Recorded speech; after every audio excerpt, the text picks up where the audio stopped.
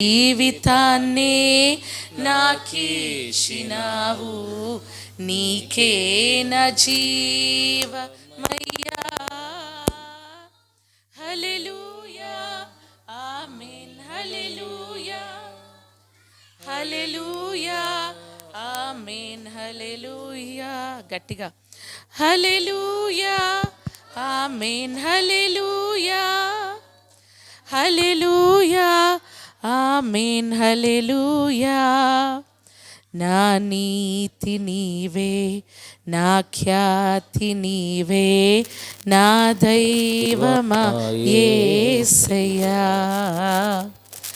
నా క్రియలు కాదు నీ కృపయే దేవా, నా ప్రాణమా యేసయ్యా.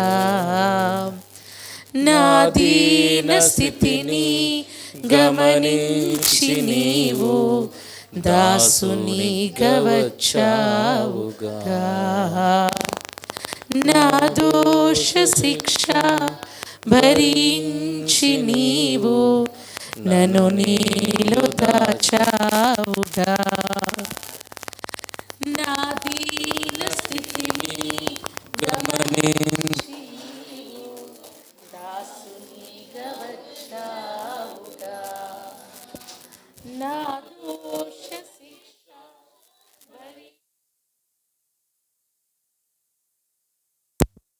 భరించావుగా. ఏమంత ప్రేమ ఆమేన నీకు, నీ ప్రాణమిచ్చావుగా. నీ రక్తమిచ్చి కొన్నావు నన్ను, యజమానుడవు నీవెగా. హల్లెలూయా ఆమేన్, హల్లెలూయా హల్లెలూయా ఆమేన్, హల్లెలూయా హల్లెలూయా ఆమేన్, హల్లెలూయా హల్లెలూయా ఆమేన్, హల్లెలూయా. నా నీతి నీవే, నా ఖ్యాతి నీవే, నా దైవమా యేసయ్యా. నా క్రియలు కాదు నీ కృపయే దేవా, నా ప్రాణమా యేసయ్యా. నా ప్రియులే నన్ను వెలివేసినప్పుడు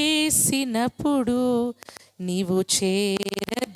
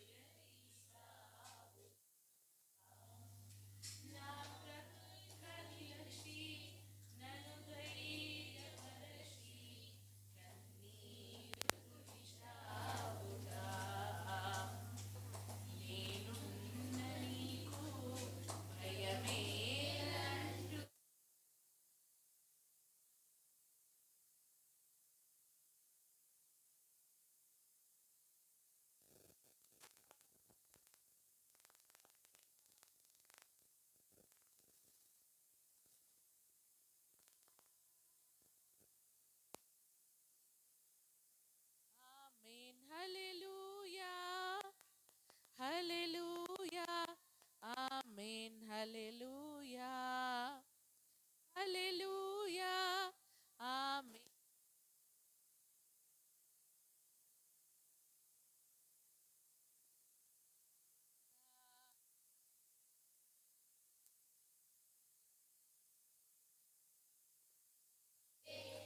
నా దైవమా యేసయ్యా. నా క్రియలు కాదు నీ కృపయే దేవా, నా ప్రాణమా యేసయ్యా. ఆవు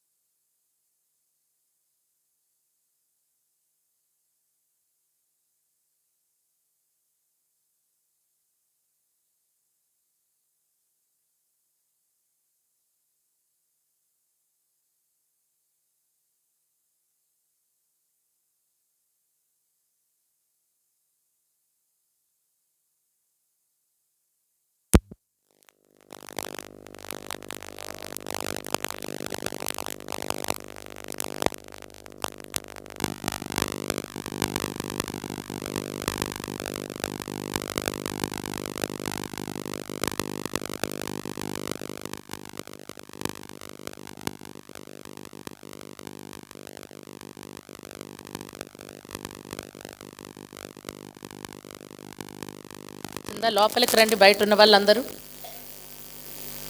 అందరూ వచ్చి లోపలికి కూర్చోండి. మీకే కాదు, లోపల ఉన్న వాళ్ళందరికీ కూడా అలాగే ఉంది. బయట ఎవరైతే ఉన్నారో అందరూ లోపలికి వచ్చి, ఎవరైతే ఈ ప్రోగ్రాంకి వచ్చారో లోపలికి వచ్చి కూర్చోండి. బయట ఎవరు ఉండడానికి వీల్లేదు. పిల్లలు ఎవరున్నా లోపలికి వచ్చి కూర్చోండి. గౌతమి చూడమ్మా, బయట ఎవరున్నా అందరినీ లోపలికి పంపించు.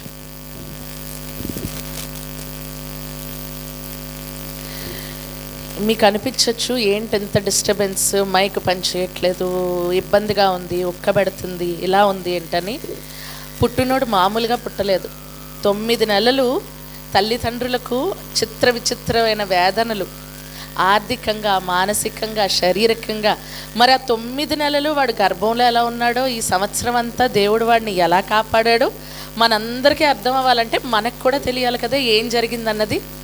చక్కగా ఫ్యాన్లు ఉంటే సుఖంగా కూర్చొని అయిపోయిన తర్వాత వెళ్ళిపోవడానిక మనందరూ ఇక్కడికి వచ్చింది?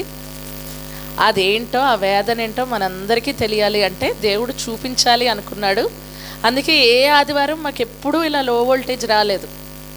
ఇదే మొదటిసారి మాకు ఆదివారం లో వోల్టేజ్ రావడం. ఎందుకు అంటే దేవుడు ఏదో చెప్దాం అనుకుంటున్నాడు మనందరితోని.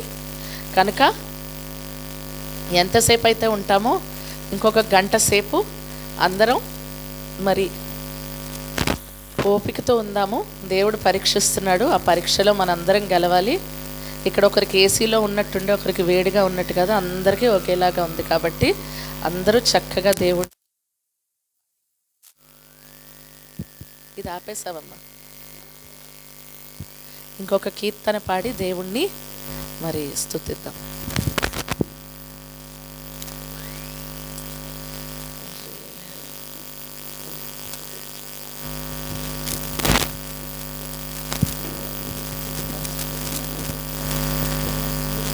హలో,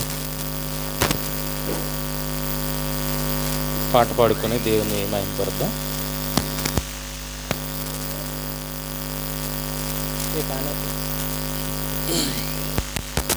ఆరాధన యోగ్యుడా, నిత్యము స్తుతించెదను, నీ మేలులను మరువకనే ఎల్లప్పుడు స్తుతి పాడెదను.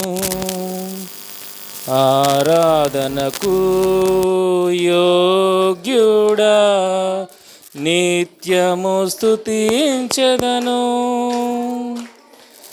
నీ మేలులను మరువకనే ఎల్లప్పుడు స్తుతి పాడెదను.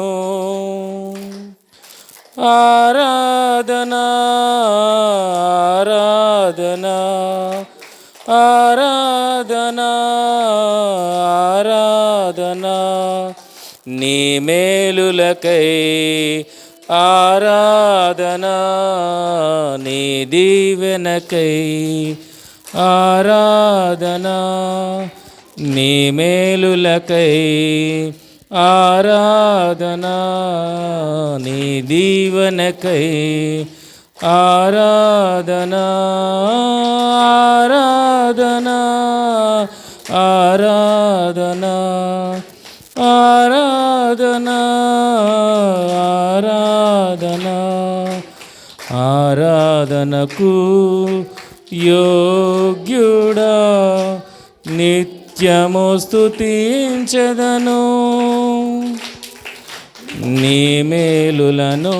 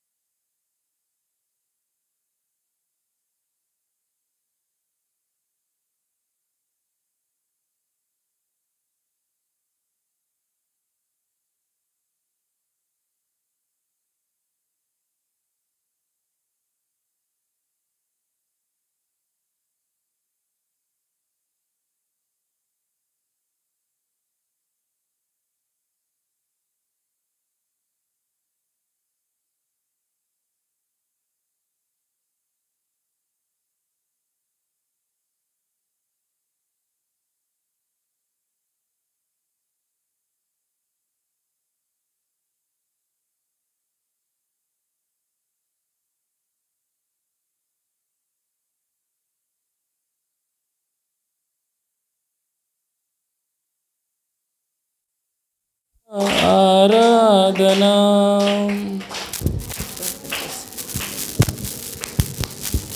ప్రార్థన చేస్తాం.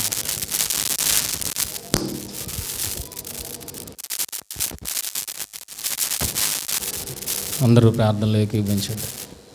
మమ్మల్ని మిక్కిలిగా ప్రేమించు మా కన్న తండ్రి దేవా, ఉదయకాల సమయంలో మమ్మల్ని తండ్రిని పిలుచుకునే మహాభాగ్యాన్ని చేరున్న మా అందరికీ మీరు అనుగ్రహించి మీరు చూపించిన కృపను బట్టి వందనాలు తెలియజేస్తున్నాం తండ్రి దేవా. మరి పునరుద్ధాన దినమున మరి మీ కుమారుడైన క్రీస్తు యొక్క త్యాగాన్ని గుర్తు చేసుకున్నానికి మరి మేము కూడి ఉంటుండగా తండ్రి మాకు ఇచ్చిన ఈ చక్కటి తరుణాన్ని బట్టి వందనాలు. అలాగే తండ్రి వివేక్ ఇచ్చిన నూతన సంవత్సరాన్ని బట్టి ఇంత ఆయుష్కాలాన్ని దేవా కుమారునికి దయచేసిన విధానాన్ని బట్టి వందనాలు తెలియజేస్తున్నాం తండ్రి. మరొకసారి తండ్రి మీరు వివేక్ పుట్టుక విషయంలో మీరు చేసిన ఘన కార్యాలను మేము తలంచుకుంటూ మీ కృతజ్ఞతాస్తుతులు చెల్లించే ఈ కార్యక్రమాన్ని కూడా ఏర్పాటు చేస్తున్నాం తండ్రి దేవా. సహాయం దయచేయండి దేవా. నిండు హృదయముతో మీకు కృతజ్ఞతలు తెలిపే భాగ్యాన్ని మాకును తల్లిదండ్రులకును దయచేయమని ప్రార్థన చేస్తున్నాం తండ్రి.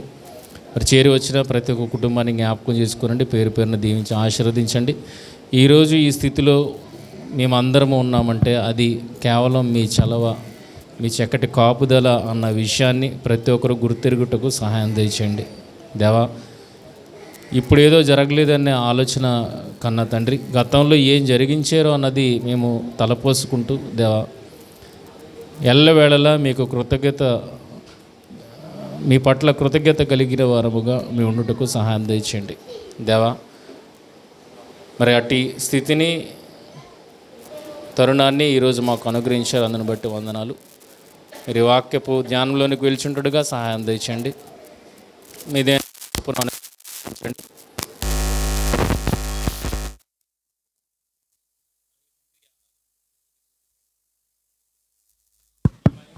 కార్యక్రమము జరుగులాగున సహాయం దయచేయండి దేవా. మరి ఎటువంటి అంతరాయము తదుపరి లేకుండా మీ చక్కటి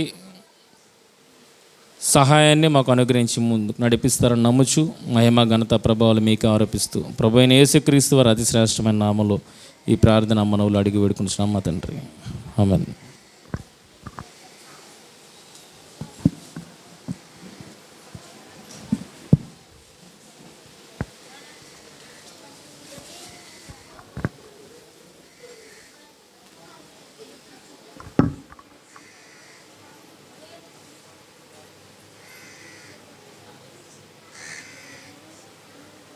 హలో మైక్ చెక్. ఆరాధన జరిపించినటువంటి అపరంజని అక్క గారికి ప్రభు పేరట వందనాలండి. అలాగే ప్రార్థన చేసిన సుధాకరణ గారికి ప్రభు పేరట వందనాలు. మన మధ్యన ఉన్నటువంటి రాంబాబు అని వచ్చి 5 నిమిషాలు మనకు గ్రీటింగ్స్ ఇస్తారు.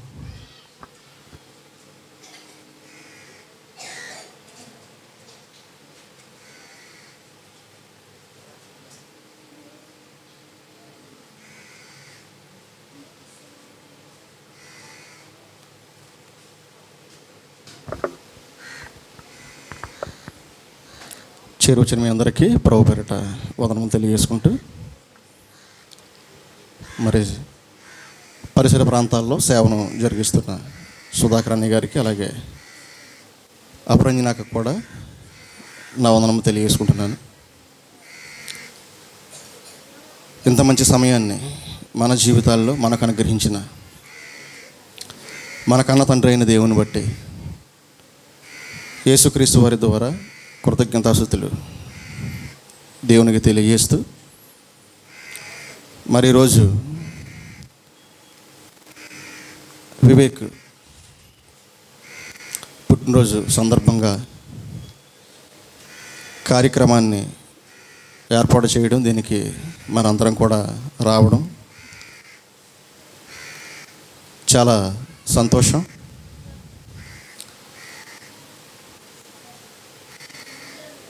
వివేక్ సంవత్సర కాలంగా దేవుడు తల్లి గర్భంలో నుండి భూమి మీదకి తీసుకొని వచ్చి చక్కగా అవయవ నిర్మాణాలను చేసి ఆయన కొరకు, దేవుని కొరకు బ్రతకడానికి ఆయన సంకల్పం ద్వారా భూమి మీదకు వచ్చిన ఈరోజు పుట్టినరోజు జరుపుకుంటున్న చిన్నారిని బట్టి ప్రభువుని నేను స్తుతిస్తూ, దేవుని సంకల్పం, దేవుని చిత్తం జాగ్రత్తగా తల్లిదండ్రులుగా వారు, కుమారుడిగా వివేక్ దేవుని సంకల్పాన్ని అర్థం చేసుకుంటూ,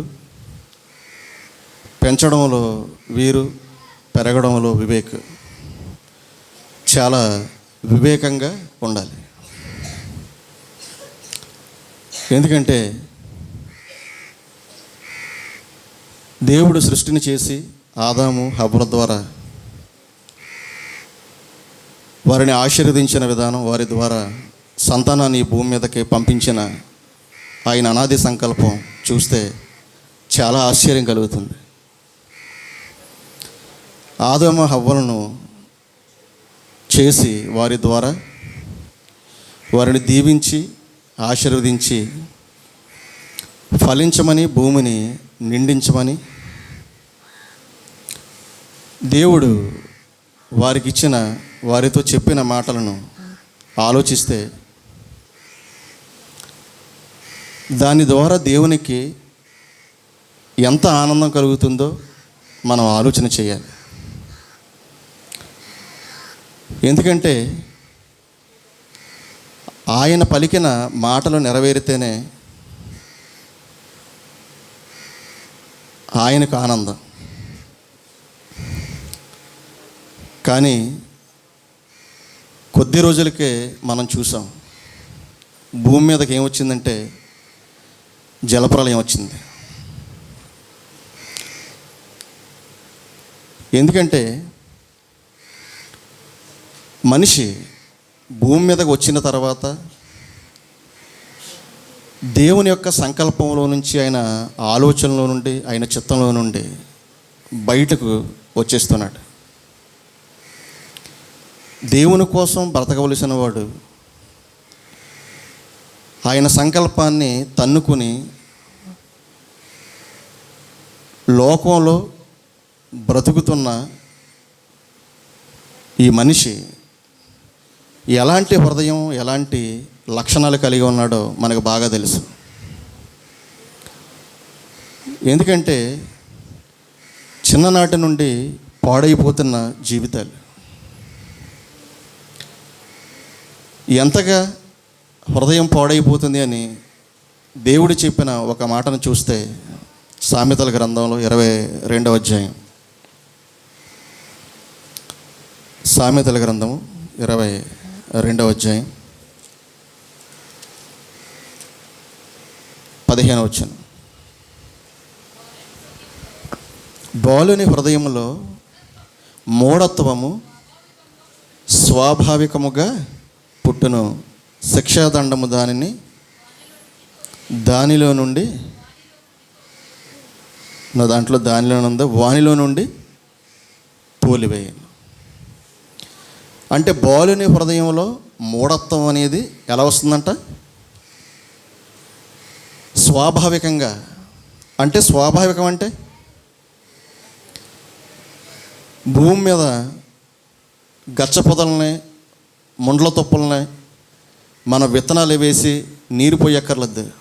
ఎలా వస్తాయి అవి? స్వాభావికంగా పుట్టుకొని వస్తాయి.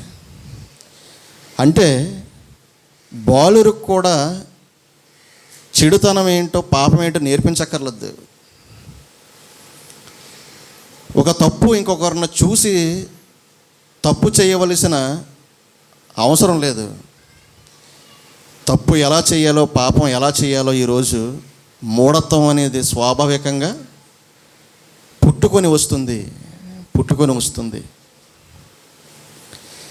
ఇలా పుట్టుకొని వస్తూ స్వాభావికంగా మూఢత్వం అనేది చిన్ననాటి నుండి చెత్తకుప్పల హృదయంలో పేరుకుని అది చివరికి ఎక్కడికి నడిపిస్తుందంటే పాతాళానికి నడిపిస్తుంది.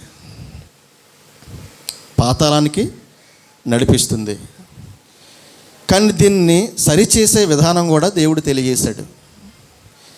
ఏం చేస్తే వీరు బాగుపడతారు, ఏం చేస్తే ఒక మంచి మార్గంలో వీరు నడిపించవచ్చో దేవుడు కూడా మంచి విషయాన్ని ఆయన తెలియజేశారు.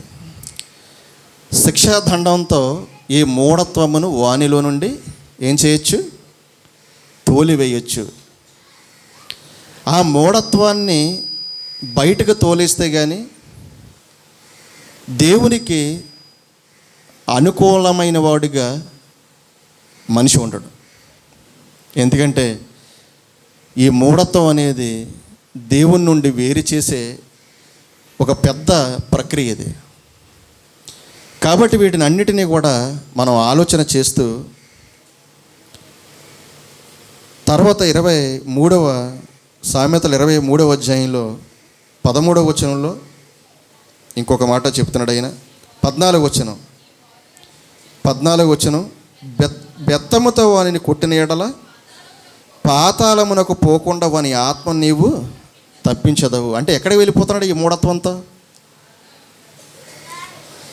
బాల్యం నుండి స్వాభావికంగా పుడుతున్న ఈ మూఢత్వంతో పాతాళానికి వెళ్ళిపోతున్నాడు. కానీ దీన్ని ఏం చేయాలంటే దీనికి అడ్డుకట్ట వేయాలి. శిక్షాదండంతో దానిని తోలివేయమంటున్నాడు. ఇక్కడేం చెప్తున్నాడు? బెత్తముతో వానిని కొట్టి పాతాళానికి పోకుండా వాని ఆత్మను ఏం చేయాలో తెలుసా? తప్పించాలి. భూమి మీద తల్లిదండ్రులుగా దేవుడు మన మీద పెట్టిన పెద్ద బాధ్యత ఏంటో తెలుసా? వారి ఆత్మను మనం పాతాళం నుండి తప్పించాలి. తప్పించాలి అంటే 19వ వచనంలో చెప్తున్నాడు, నా కుమారుడా నీవు విని జ్ఞానము తెచ్చుకొనుము, నీ హృదయమును యథార్థమైన త్రోవలయందు చక్కగా నడిపించుకో.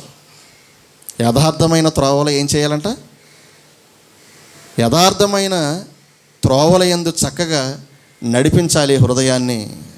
అలా చేయాలి అంటే బాల్యం నుండి ఈ మూఢత్వం శిక్షాదండంతో తోలివేస్తూ దేవుని వాక్యాన్ని వారికి నూరు పోస్తూ వారు పాపమే చేయకుండా, వారు తప్పే చేయకుండా దేవుని కొరకు చక్కగా బ్రతకడానికి ఒక మంచి మార్గంలో వారిని నడిపించాలి.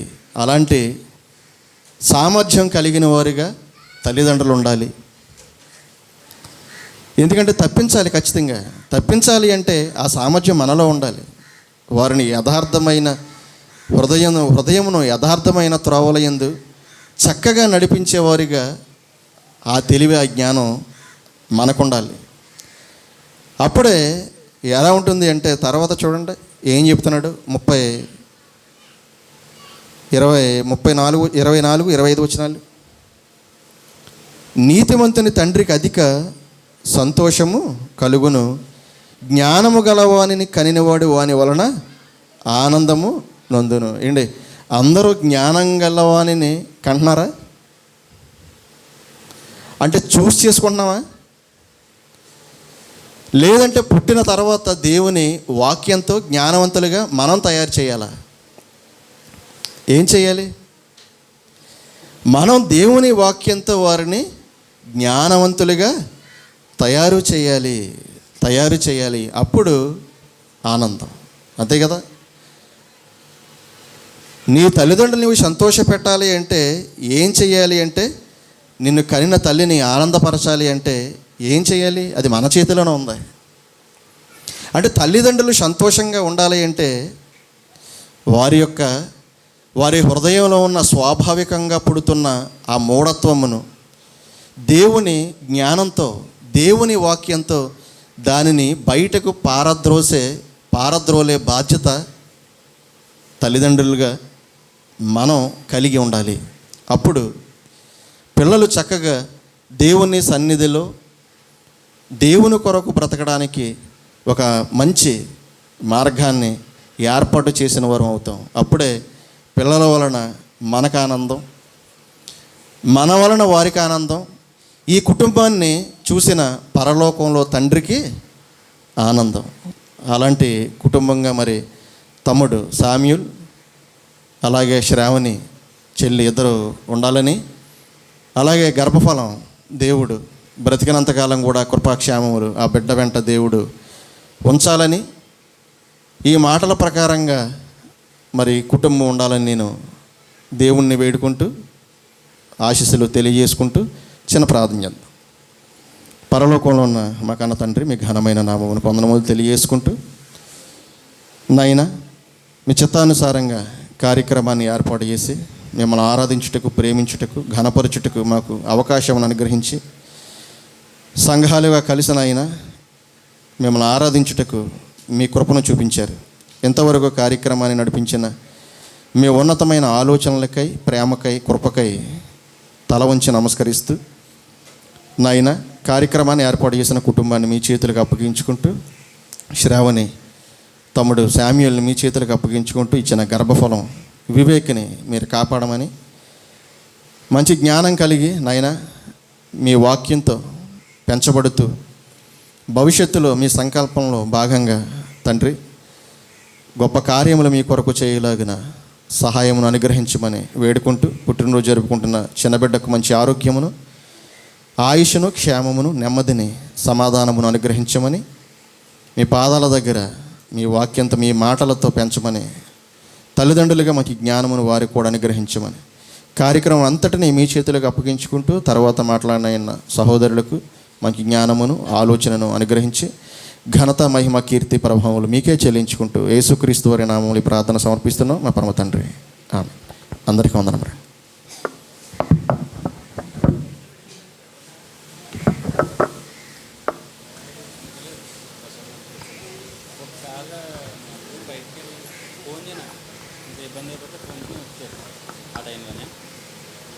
చక్కటి విషయాలు మనతో పంచుకున్నాం. రాంబాబు అన్నకి ప్రభు పేరిట వందనాలండి. మన మధ్యన ఉన్నటువంటి ఆనందాన్ని వచ్చి ఒక కొద్ది నిమిషాల్లో మనకు గ్రీటింగ్స్ అందిస్తారు.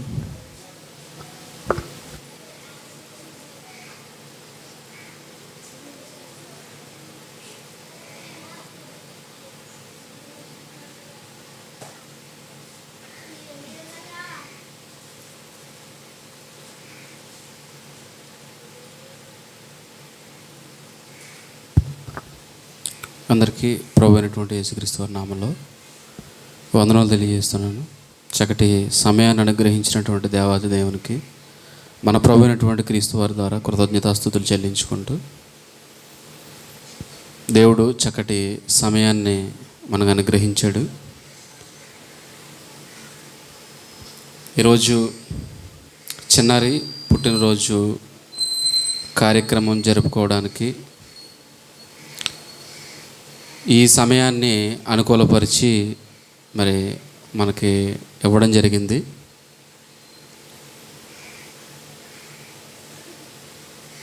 ఇప్పటి వరకు బిడ్డను దేవుడు కాపాడుతూ సంవత్సరం వరకు ఆయన కృపను తోడుగా ఆయన ఉంచారు. ఇకను కుమారుడు దేవునిలో వర్ధిల్లడానికి దానికి అనుకూలమైనటువంటి వనరులను దేవుడు అనుగ్రహించాలని నేను ప్రేమపూర్వకంగా కోరుకుంటున్నాను. అలాగే ఇప్పటి వరకు సహోదరులు చెప్పినట్లుగా బాలుడు నడవలసినటువంటి త్రోవను వారికి నేర్పించాలి. అలాగే దేవుని గురించినటువంటి సంగతులు వారికి చెప్పి వారిని దైవ మార్గంలో నడిపించడానికి ప్రయత్నం చేయాలి. ఇది దేవుని యొక్క సంకల్పం. ఎఫెసీ పత్రిక 1వ అధ్యాయం 4 నుంచి 6 వచనాల భాగంలో దేవుడు ఆయనను ప్రేమించాలని, ఆయనను ఆరాధించాలని, ఆయనను గణపరచాలని జగత్తి పునాది వేయబడక మునుపే ఆయన మనలను ఏర్పాటు చేసుకున్నాడు. ఈ ప్రణాళికను మనం అర్థం చేసుకుంటే, ఆలోచిస్తే, అంటే మన మీద ఆయన ఎంత ఆశ పెట్టుకున్నాడో మనకి అర్థమవుతుంది. ఎంత ఆశ పెట్టుకున్నాడంటే ఆయన కొరకు ఏదో చేస్తాము, ఏదో చెయ్యాలి అని ఒక మంచి ఉద్దేశంతో ఈ లోకానికి దేవుడు మనల్ని పంపించినట్లుగా మనం ఆ మాటను చదవగానే మనం అర్థం చేసుకోవడానికి ప్రయత్నం చేయాలి. ఇది ప్రతి ఒక్కరి జీవితంలో నుండి దేవుడు కోరుకుంటున్నాడు. ఇది ప్రతి మనిషి ఎడల దేవునికి ఉన్నటువంటి సంకల్పం.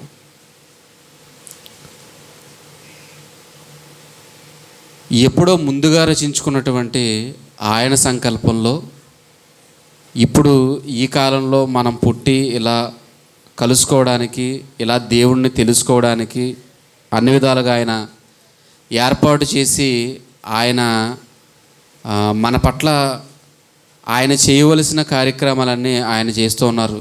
అయితే ఆయన చేసినటువంటి, ఆయన రచించినటువంటి ప్రణాళికను అర్థం చేసుకునేటువంటి బాధ్యత ఎవరి మీద ఉంది అంటే మన మీద ఉంది. మనం దాన్ని గ్రహించినప్పుడే, దాని కొరకు ఆలోచించడానికే ప్రయత్నం చేసినప్పుడే ఈ జీవితాన్ని దేవునికి ఎలా అర్పించాలి, ఎలా అప్పగించాలి అనేటువంటి విషయాన్ని మనము ఒక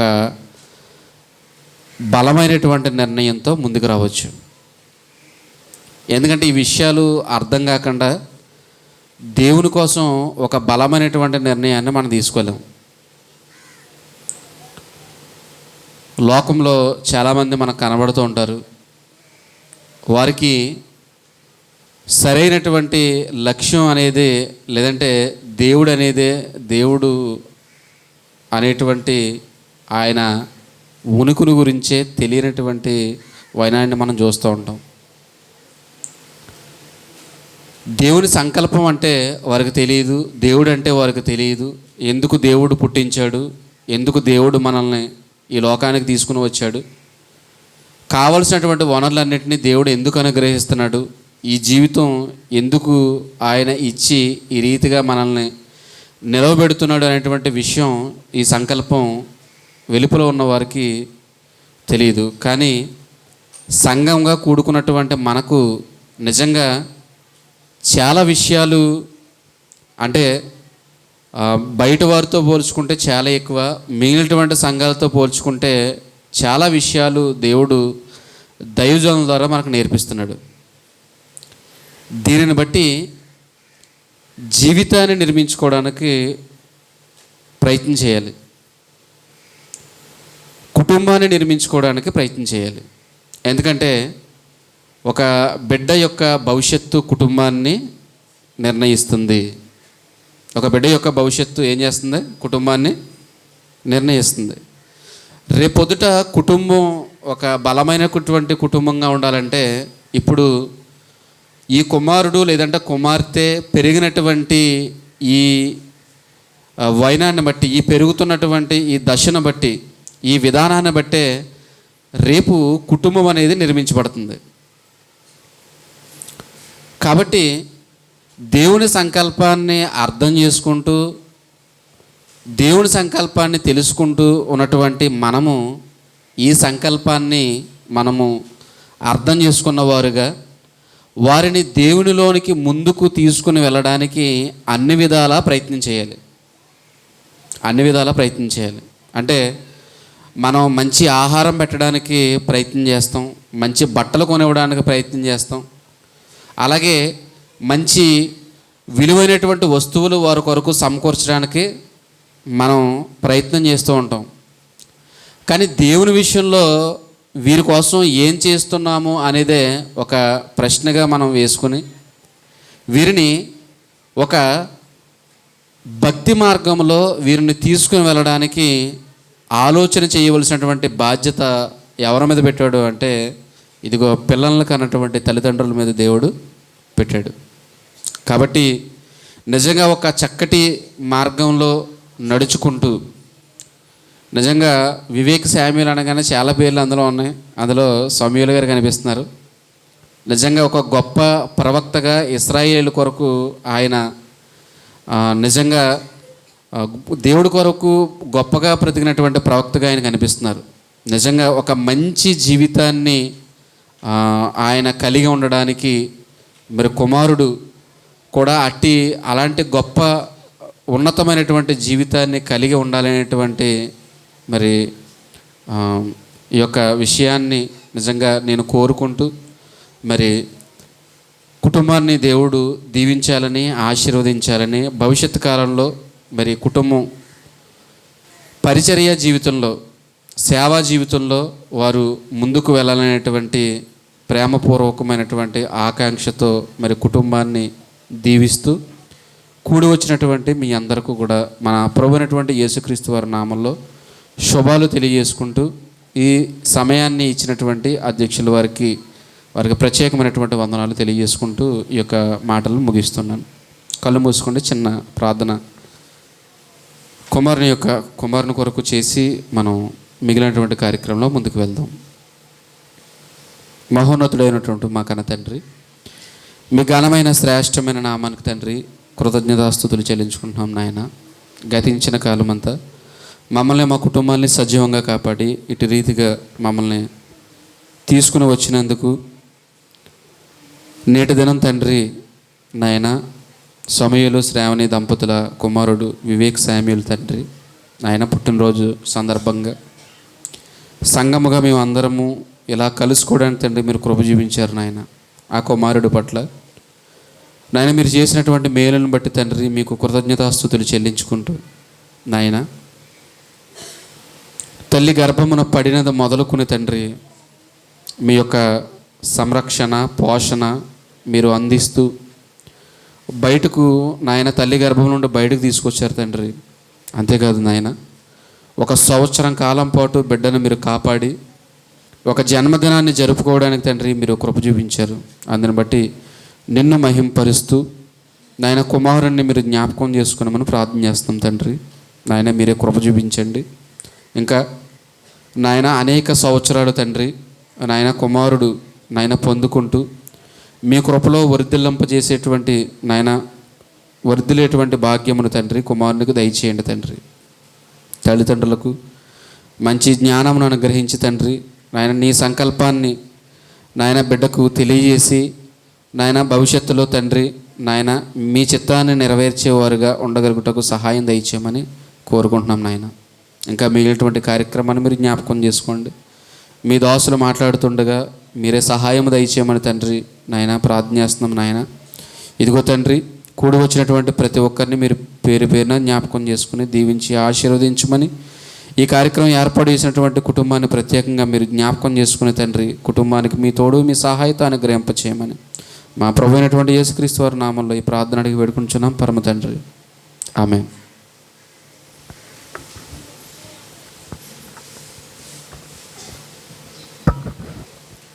చక్కటి విషయాలు మనతో పంచుకున్నాం. ఆనందానికి ప్రభు పేరట వందనాలండి. మన మధ్య ఉన్నటువంటి అప్రజన గారు వచ్చి మనకు వర్తమానాన్ని అందిస్తారు.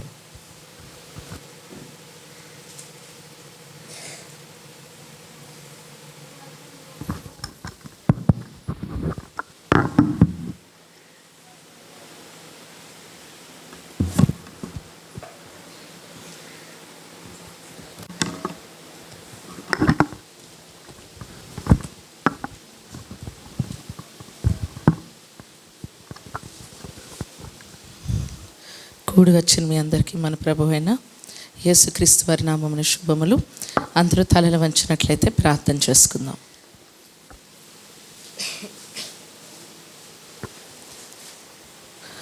మమ్మల్ని ఆత్మికులుగా ప్రేమించిన మా కన్న తండ్రి మా నాయన, మిమ్మల్ని తండ్రి అని పిలుచుకునే మహాభాగ్యాన్ని మీ పిల్లలందరితో కలిసి మాకు దయచేసినందుకే మీ కృతజ్ఞతాస్తుతులు చెల్లిస్తున్నాము తండ్రి. మమ్మల్ని కాచి కాపాడిన విధానమును బట్టి కాపాడుతున్న విధానమును బట్టి మీకు వందనాలయ్యా తండ్రి. ఈరోజు మరి వివేక్ పుట్టినరోజును పురస్కరించుకుని నాయన ఈరోజు అందరం ఇక్కడ కూడి ఉన్నాము తండ్రి. మరి బిడ్డను జ్ఞాపకం చేసుకుని ఆయుష్ ఆరోగ్యములను దయచేసినందుకు మీకు వందనాలు. ఈ సంవత్సరం అంతా తండ్రి బిడ్డ గర్భంలో పడినది మొదలుకుని ఇప్పటి వరకు కాపాడుతూనే ఉన్నారు తండ్రి. దానిని బట్టి మీకు కృతజ్ఞతాస్తుతులు చెల్లిస్తూ ఈ కూడిక ఆది నుండి అంతము వరకు మీరే తోడుగా ఉండి నడిపించమని వేడుకుంటూ మహిమ ఘనత ప్రభావాలు మీకే ఆపాదిస్తూ ఈ ప్రార్థన మా ప్రభు అయిన మీ ప్రియ కుమారుడైన యేసుక్రీస్తు వారి పుణ్యనామముని ప్రార్థన మనవులు అడిగి పొందుకొనుచున్నాం మా కన్న తండ్రి. ఆమెన్.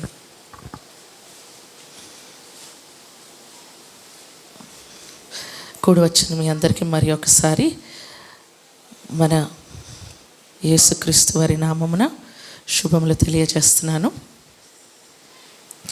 ఈరోజు ఎందు నిమిత్తమైతే ఇక్కడ కూడుకుని ఉన్నామో కొన్ని మాటలు, అసలు దేవుడు మన దగ్గర నుండి ఏమి ఆశిస్తున్నాడు, మనం ఎలా ఉండాలి అని కోరుకుంటున్నాడో కొద్దిసేపు మరి మనం ధ్యానిద్దాం. ఏదైతే కోరుకున్నామో కరెంట్ వచ్చేసింది, ఫ్యాన్స్ తిరుగుతున్నాయి, ఎవ్వరూ లెగవలసిన అవసరం లేదు. కనుక దేని నిమిత్తమైతే వచ్చామో ఈ సమయంలో అందరం కలిసి కొద్దిసేపు దేవుడు మనతో ఈరోజు ఏం మాట్లాడాలి అనుకుంటున్నాడో మరి ఆ మాటలను మనం విందాం. ఒకరోజు ఒక అబ్బాయి, ఈ పిల్లలంటే ఒక అబ్బాయి తల్లిదండ్రులు లేరు, పని చేసుకుంటూ తిరుగుతున్నాడు. అయితే చేతిలో డబ్బులు లేవు, చాలా ఆకలి మీద ఉన్నాడు. ఏం చేయాలి అనుకొని ఆలోచించి ఒక పని చేస్తాను, ప్రతి ఇంటి తలుపు కొడతాను, ఏదో ఒకటి పెట్టమని అడుగుతాను, ఏదో ఒకటి ఇస్తారు, నా కడుపు నింపుకుంటాను అనుకున్నాడు. అలాగా ఒక్కొక్క ఇంటి తలుపు కొట్టాడు. కొడుతూ ఉంటే ఎవ్వరూ తనకి ఏమీ ఇవ్వడానికి ఇష్టపడలేదు. అలా కొడుతూ ఉండేసరికి మధ్యాహ్నం అయింది, ఎండగా ఉంది, ఏం చేయాలో అర్థం అవ్వట్లేదు, నీరసంగా ఉంది. ఇంకా ధైర్యం చేసి ఇప్పటిదాకా మొహమాట పడ్డాను, నెక్స్ట్ ఎవరైతే తలుపు తీస్తారో ఎలాగొకలా వాళ్ళని బ్రతిమలాడో ఏదో చేసాం, ఇంత ఆహారం పెట్టమని అడుగుతాము అనుకున్నాడు. అనుకుని ఒకరు తలుపు కొట్టాడు. కొట్టగానే ఒక అమ్మాయి, అందమైన అమ్మాయి తలుపు తీసింది. అమ్మాయి తలుపు తీయగానే, అమ్మో ఇప్పుడు ఈ అమ్మాయిని నీళ్లు కానీ ఆహారం కానీ ఇమ్మని అడిగితే ఈ అమ్మాయి నా గురించి ఏమనుకుంటుంది అని అనుకొని వెంటనే ఏమన్నాడు అంటే, ఒక గ్లాస్ మంచినీళ్ళు ఇస్తారా అని అడిగాడు. ఏమడిగాడు? ఒక గ్లాసు మంచినీళ్ళు ఇవ్వండి. ఏం అడుగుదాం అనుకున్నాడు?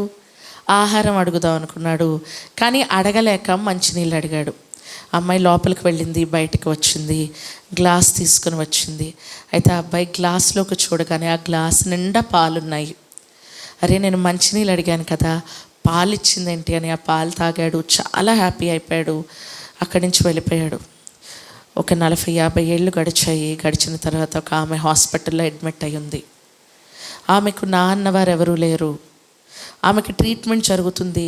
నార్మల్గా మనకి గవర్నమెంట్ హాస్పిటల్ ఎలాంటి ట్రీట్మెంట్ జరుగుతుంది అలాంటి ట్రీట్మెంట్ ఆవిడకి జరుగుతుంది. ట్రీట్మెంట్ జరుగుతున్న సమయంలో డాక్టర్ గారు వచ్చి చూశారు, అన్నీ చేశారు. ఆల్ ఆఫ్ అ సడన్ ఆమెకి ట్రీట్మెంట్, అప్పుడు దాకా జనరల్ వార్డులో ఉన్న ఆమె స్పెషల్ వార్డులోకి మారిపోయింది. ఒక నర్స్ ఉంది ఆమెకి స్పెషల్గా. డాక్టర్లు మాటిమాటికి వస్తున్నారు, చూస్తున్నారు, వెళ్తున్నారు. అయితే అప్పటిదాకా కోలుకొని ఆమె ఒక వారం 10 రోజుల్లో పూర్తిగా కోలుకుంది. కోలుకున్న తర్వాత నర్స్ వచ్చింది, బిల్ ఇచ్చింది. బిల్ ఇవ్వగానే ఈమె భయపడింది. అమ్మో జనరల్ వార్డ్ అయితే ఫ్రీ కదా, ఈ వార్డులో ఎంతమంది పెద్ద పెద్ద డాక్టర్లు చూశారు, ఎంతమంది నర్సులు నాకు చూశారు, ఇప్పుడు నాకు బిల్ ఎంత ఇస్తాడో, నా పరిస్థితి ఏంటి అని భయపడింది. భయపడుతూ ఆ బిల్ ఇలా ఓపెన్ చేసింది. ఓపెన్ చేయగానే కింద ఒకటి రాసింది. ఏంటి అంటే, paid the bill with 1 glass of milk. అంటే నీ బిల్ అంతా దేంతో పే చేశానంటే ఒక గ్లాసుడు పాలతో.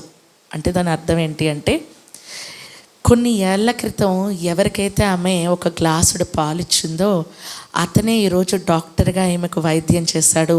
వైద్యం చేసిన ఆయన ఏం చేశాడు అంటే, ఈమె దగ్గర నుండి ఏ రకమైన రుసుము డబ్బులు తీసుకోవద్దు.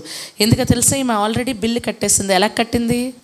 ఒక గ్లాసుడు పాలు 40 సంవత్సరాల క్రితమే ఇచ్చింది. అంటే కృతజ్ఞత అంటే ఎలా ఉంటుందో చూసారా? కృతజ్ఞత అంటే, ఒక మనిషి మన పట్ల ఏదైనా చేశారనుకోండి, మనకి ఏమనిపిస్తుంది అంటే తిరిగి వాళ్లకు ఏదైనా చేయాలి. నేను కష్టంలో ఉన్నప్పుడు పలానా వారు ఆదుకున్నారు, వారిని నేను ఎప్పటికీ మరిచిపోకూడదు. అవునా కాదా? అనుకుంటామా అనుకోమా? ఇదొక సందర్భం. అయితే ఇంకొక సందర్భం, ఒకరోజు ఒక ఆదివారం రోజు ఒక మటన్ షాప్ ముందు ఒక కుక్క కూర్చుంది. ఏం కూర్చుంది? ఒక కుక్క కూర్చుంది. కుక్క కూర్చుందంటే ఏమనుకుంటాం? ఏదైనా ఒక పీస్ వేస్తే తినేసి వెళ్ళిపోతుంది అనుకుంటామా? అలాగే షాప్ ఆయన ఒక పీస్ వేసాడు, కానీ అది తినట్లేదు. ఆయన అలా చూసి సరదాగా వెటకారంగా ఏం చేశాడంటే కుక్కతో మాట్లాడాడు. ఏంటి, నువ్వు కూడా అందరిలాగే ఏదైనా మాంసం కొనుక్కొని వెళ్ళాలనుకుంటున్నావా అని అడిగాడు కుక్కని. వెంటనే కుక్క బౌ అంది. ఏమంది? బౌ అంది. అంటే ఆహా, నువ్వు నిజంగా కొనుక్కోవాలనుకుంటున్నావు అనగానే బౌ అంది. అయితే ఏం కావాలనుకుంటున్నావు? లివర్ కావాలా, మటన్ చాప్స్ కావాలా, కీమా కావాలా అనగానే మరలా బౌ అంది. నీకు కీమా కావాలా అనగానే మరలా బౌ అంది. అయితే నీకు ఎంత కావాలి? కేజీ కావాలా, అర కేజీ కావాలా, పావు కేజీ కావాలా అనగానే పావు కేజీ దగ్గరికి వచ్చేసరికి మరలా బౌ అంది.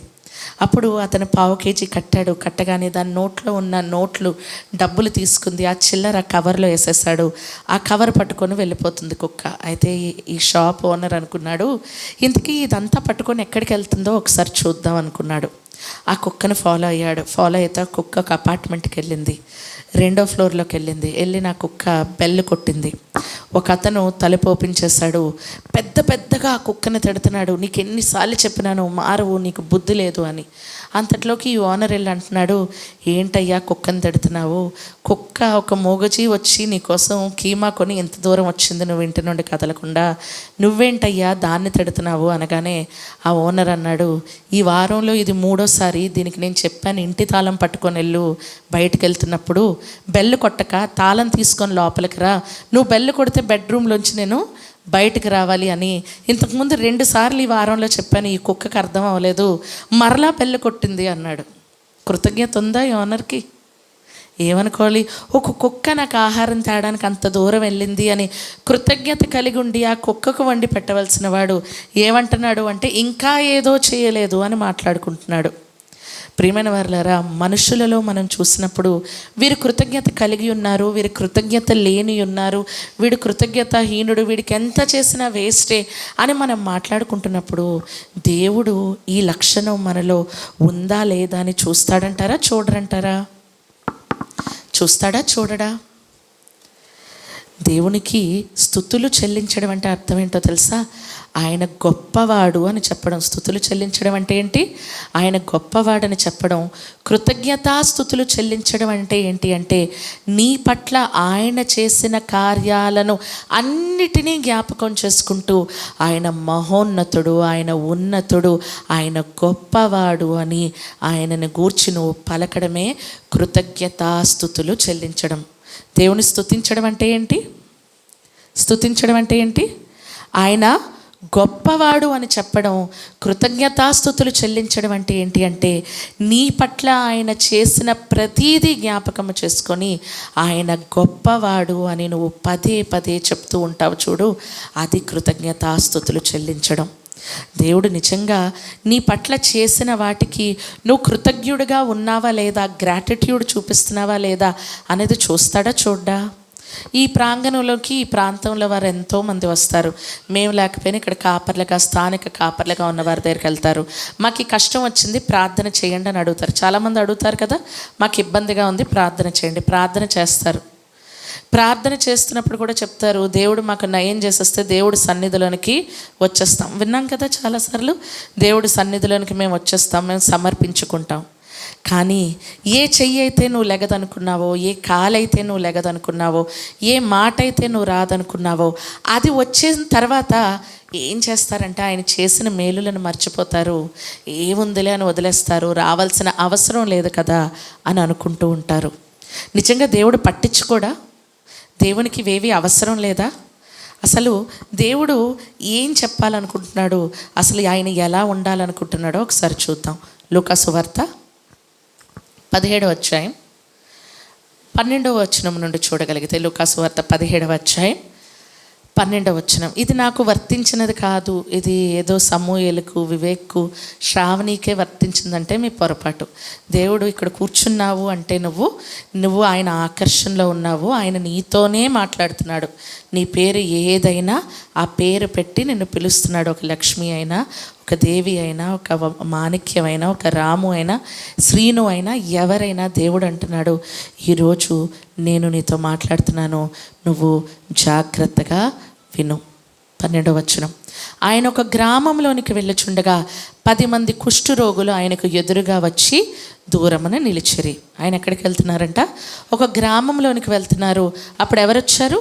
10 మంది కుష్ఠరోగులు వచ్చారు, ఆయనకు దూరంగా నిలిచారు. కుష్ఠరోగులు అంటే ఎలా ఉంటారు? ఈ చేతి వేళ్ళు ఉండవు, ఇక్కడ నుండి ఈ పార్ట్ ఉండదు, ఈ మోకాల నుండి కిందకు ఉండవు, కాళ్ళ వేళ్ళు ఉండవు, ముక్కు ఉండదు. చూసారా కుష్ఠరోగులను ఎప్పుడైనా? చెయ్యి అంతా తెల్ల తెల్ల మచ్చలతో, ఒక కురుపులతో, ఒక రకమైన ఒక బ్యాడ్ స్మెల్ వచ్చి భయంకరంగా ఉంటారు కుష్ఠరోగులు. అందుకని కుష్ఠరోగం రాగానే ఏం చేస్తారు అంటే దూరంగా వాళ్ళు తీసుకెళ్ళి ఊరు అవతలకు వారి కుటుంబాలతో లేకుండా పడేస్తూ ఉంటారు. ఇప్పుడైతే కుష్ఠరోగులకు ఊరు మధ్యలో ఒక కాలనీ ఇచ్చి ఎక్కడో ఉండమని చెప్తున్నారు. అంటరాని వాళ్ళుగానే చూస్తున్నారు. ఒక 2000 సంవత్సరాల క్రితం కుష్ఠరోగుల్ని ఎలా చూసేవారో ఆలోచించండి. అంతవరకు ఎందుకు, ఒక 4-5 సంవత్సరాల క్రితం కరోనా వచ్చింది. కరోనా వచ్చినప్పుడు కరోనా వచ్చి ఎవరికైనా వస్తే రండి బాబు రండి అని మాట్లాడావా? వీధిలో ఎక్కడో కరోనా వస్తే అది రెడ్ ఏరియా కింద చేసేసి ఒక రెడ్ ఫ్లాగ్ పెట్టి ఆ ప్రాంతంలో ఎవడో వెళ్ళకూడదు, ఆ ఇంట్లో ఉన్నవాడిని ఎవడో చూడకూడదు, ఆ వీధిలోకి వెళ్ళకూడదు, అసలు అటు పక్క తిరగకూడదు, వీడిని ఐసోలేషన్ క్వారంటైన్ అని ఎక్కడో తీసుకెళ్ళి పడేసేవారు. అది తట్టుకోలేక డిప్రెషన్లో ఆత్మహత్యలు చేసుకున్న వారికి ఎంతమంది లేరు చెప్పండి? ఫోన్లు ఉన్నాయి, వీడియో కాల్స్ ఉన్నాయి, ఒకరితో ఒకరు మాట్లాడుకునే స్థితి ఉంది. అయినా కూడా అమ్మో అందరికీ దూరంగా ఉండాలి అంటే భయం. ఇంత టెక్నాలజీ వచ్చాక దూరంగా ఉండడం భయం అనుకుంటున్నప్పుడు, ఒక 2000 సంవత్సరాల క్రితం భార్యలను వదిలేసిన భర్తలు, భర్తలను వదిలేసిన భార్యలు, పిల్లలను వదిలేసిన తల్లిదండ్రులు, తల్లిదండ్రులు వదిలేసిన పిల్లలు, ఒకసారి ఎంత భయంకరంగా ఉంటుందో చూడండి. వారి ఆహారం తినే స్థితి ఏంటి, వారు ఎక్కడుంటారో, ఎండకి ఎండి వానకి తడిచి వాళ్ళ మట్టుకు వాళ్ళు ఉండవలసిన స్థితి కదా. అలాంటి వారు యేసు స్వామిని గురించి విన్నారు. విన్నవారు ఏం చేశారు అంటే, ఆయన ఒక గ్రామంలోనికి వెళ్ళుచుండగా 10 మంది కుష్ఠరోగులు ఆయనకు ఎదురుగా వచ్చి దూరమున నిలిచి, యేసు ప్రభువా మమ్మను కరుణించు అని కేకలు వేసిరి. ఆ బాధ ఏంటో వారికి తెలుసు, ఆ నరకం ఏంటో వారికి తెలుసు, ఆ ఇబ్బంది ఏంటో వారికి తెలుసు. కేకలు వేశారు. ఆయన వారిని చూచి, మీరు వెళ్ళి మిమ్మను యాజకులకు కనుపరుచుకొనుడని వారితో చెప్పాను. యేసుక్రీస్తు వారు ఏమన్నారు? నీవు వెంటనే శుద్ధుడు కమ్మన్నారా? ఏమన్నారు? మీరు వెళ్ళి యాజకునికి కనుపరుచుకోండి. యాజకునికి ఎందుకు కనుపరుచుకోవాలి? ఇశ్రాయేలీలు మరలా ఊరిలోనికి వెళ్ళి జనానికి వెళ్ళాలి అంటే యాజకుల దగ్గరికి వెళ్ళిన తర్వాత యాజకులు చెక్ చేస్తారు. చెక్ చేసిన వారు వీరికి కుష్ఠరోగం ఇంకా లేదు, నయమైపోయింది అని వీళ్ళకి అర్థమైన తర్వాత వాళ్ళు ఏం చేస్తారు అంటే, అప్పుడు వారు వారిని మరలా ఊరిలోనికి వచ్చి కుటుంబంలో చేర్చుకుంటారు. కనుక యేసుక్రీస్తు వారు ఏమన్నారు? మీరు వెళ్ళి ఎవరికి సమర్పించుకోండి? యాజకునికి కనుపరుచుకోండి అని వారితో చెప్పాను. అప్పుడు ఏం జరిగిందో చూడండి. వారు వెళ్ళుచుండగా శుద్ధులైరి. అంటే యేసు దగ్గర ఉన్నప్పుడు శుద్ధులు అవ్వలేదా? యేసు దగ్గర ఉన్నప్పుడు శుద్ధులు అవ్వలేదా? వారు వెళ్ళుచుండగా ఎక్కడికి వెళ్తున్నారు? యాజకునికి కనుపరుచుకోవడానికి వెళ్తున్నారంటే యేసుక్రీస్తు వారి దగ్గర నుండి బయలుదేరే సమయానికి ముక్కు లేదు కదా, వేళ్ళు లేవు కదా, చెయ్యంతా హిమం వల్లే మచ్చలున్నాయి కదా. మరి ఎప్పుడు శుద్ధులయ్యారు వీరు? ఎప్పుడైతే యాజకుని దగ్గరికి కనుపరుచుకోవడానికి వెళ్తున్నారో మార్గం మధ్యలో అద్భుతం జరిగింది. ఏ చెయ్యి అయితే చూసి అందరూ అసహించుకున్నారో, పనికి రానిది అని అనుకున్నారో, ఆ చెయ్యి స్వస్థత పొందింది. ఏ అవయవాలైతే చూసి వీరు కుష్ఠరోగులు, వీరు మనతో ఉండకూడదు అనుకున్నారో, ఆ అవయవాలన్నీ నయమయ్యాయి. పాక్కుంటూ దేక్కుంటూ వచ్చిన వారి స్థితి ఎలా మారింది అంటే, వారి కాళ్ళ మీద వారు నడుచుకుంటూ వెళ్ళే స్థితి వచ్చింది. వారు వెళ్ళుచుండగా శుద్ధులైరి. వారిలో ఒకడు తనకు స్వస్థత కలుగుట చూచి గొప్ప శబ్దముతో దేవుని మహిమపరచుచు తిరిగి వచ్చి ఆయనకు కృతజ్ఞతాస్తుతులు చెల్లించుచు ఆయన పాదముల యొద్ద సాగిలపడెను. 10 మంది యేసుక్రీస్తు వారి దగ్గరికి వచ్చారు. 10 మంది శుద్ధులయ్యారు. కానీ ఒకనికి ఏం చేశాడంటే, శుద్ధుడు అవగానే ఏం చేశాడు? గొప్ప శబ్దముతో దేవుని మహిమపరుస్తూ ఆయనకు కృతజ్ఞతాస్తుతులు చెల్లించుచు, దేవా నువ్వు గొప్పవాడివయ్యా, నా పట్ల నువ్వు మేలు చేసావు, నువ్వు ఉన్నతుడివి అని కృతజ్ఞతాస్తుతులు చెల్లిస్తూ యేసు పాదాల మీద సాగిలపడ్డాడు. 10 మందిలో 9 మంది వెళ్ళిపోయారు, ఒక్కడే తిరిగి వచ్చాడు. ఆ తిరిగి వచ్చిన ఒక్కడు కూడా ఎవరో తెలుసా? ఆయన సమరయుడు. సమరయులు అంటే ఎవరు? అన్యులు. అన్యులు. ఏ 9 మంది అయితే యాజకునికి కనపరుచుకోలో, ఏ 9 మంది అయితే ఇశ్రాయేలీలో వారు యేసు స్వామి దగ్గరికి రాకుండా, ఏ ఊరైతే వారిని వెలివేసిందో, ఏ యాజకుడైతే వారిని వెలివేశాడో, ఏ చుట్టుపక్కల వారైతే వీరు మాకు వద్దు అని చెప్పారో అలాంటి వారి దగ్గరికి పరిగెట్టుకుంటూ వెళ్ళారు కనపరుచుకోవడానికి. కానీ ఈ సమరయుడు ఎవరికి కనపరుచుకోవాల్సిన అవసరం లేదు, డైరెక్ట్గా ఊరిలోనికి వెళ్ళిపోవచ్చు.